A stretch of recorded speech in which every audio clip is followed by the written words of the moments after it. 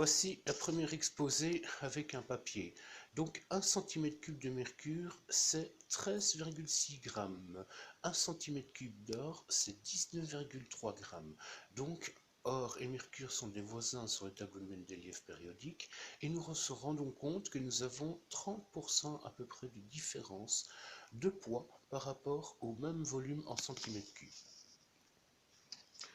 Donc l'exposé de ma bouteille verte et de ma bouteille jaune. Dans chacune des deux bouteilles, il y a toujours 150 grammes de mercure. La bouteille verte est une bouteille avec 150 grammes de mercure et en tout cas une perte de volume de 30%. Et la bouteille jaune est du mercure qui va être traité, qui est en cours de traitement, avec ses 100% de volume. Si maintenant la bouteille verte affiche 30% de volume en moins pour conserver identiquement le même poids en mercure que l'autre bouteille, 150 grammes, nous avons donc diminué la masse atomique du mercure de 30%.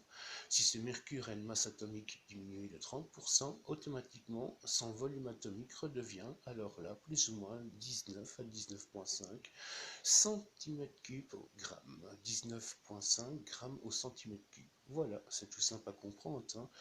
Donc le fait de réduire le mercure par voie froide et humide dans un mélange d'eau égale, ce mercure va tomber dans sa masse atomique, il va s'effondrer, il va se comprimer d'une certaine façon, tout en conservant son poids. Plus on diminue le volume atomique, ce volume en centimètres cubes de mercure, en conservant le poids, jusqu'au rapprochement du poids atomique de l'or. Voilà, tout simplement. Donc, entre mes deux bouteilles avec les 150 grammes, la bouteille verte a effectivement un tiers de volume en moins et toujours identiquement le même poids à la base de mercure, 150 grammes. Donc comme ce mercure à 150 grammes dans la bouteille verte a perdu un tiers de son volume, alors là nous sommes maintenant sur la densité atomique de l'or, donc à peu près 1 cm3 pour 19 grammes. Voilà, on parle en tiers et on parle donc en abondement de tout ça.